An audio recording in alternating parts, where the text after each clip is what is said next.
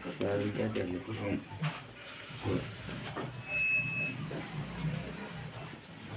स्वामी विवेकानंद अपना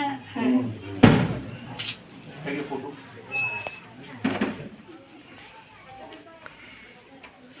प्रथम याचं नावच प्रथम आहे आणि पायावरून वरत करायचं प्रथम आहे, त्याचं नावच प्रथम आहे.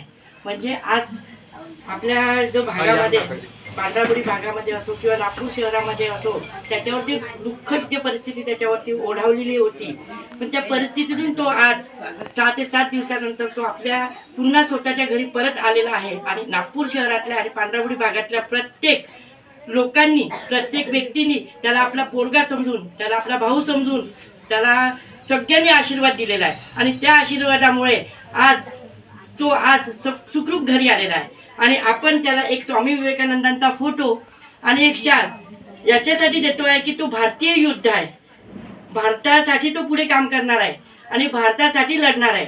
त्यासाठी तो एक आपल्यासाठी नागपूर शहरासाठी एक खूप मोठा प्यादा आहे.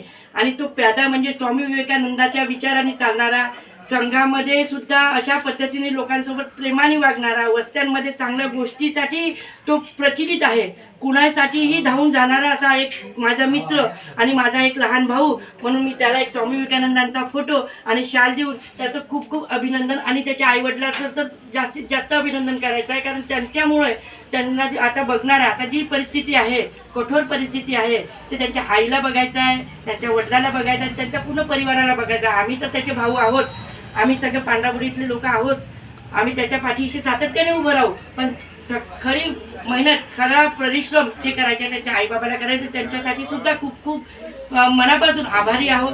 पुन्हा त्याच्यासोबत पाठीशी तुम्ही सगळे आहातच, आम्ही पुन्हा सोबत राहू. पांढराबुडीला कुठलीही छोटी मोठी कुठलीही गरज पडेल तर आम्ही सगळे राहू. योगेश भाऊ पाचपोर यांनी सुद्धा त्याच्या घराला पाहून, त्याच्या परिस्थितीला पाहून आज अशा परिस्थितीतून तो पोरगा बाहेर आला, ते एक आपला आशीर्वादच म्हणावं सगळ्यांचा. आणि सगळ्या परिवाराला खूप खूप अभिनंदन, खूप खूप त्यांचं खूप आभारी आम्ही त्यांचं, आणि पूर्ण पांढराबुडी आभारी आहे. सगळ्यांचा आशीर्वाद त्याला मिळाला.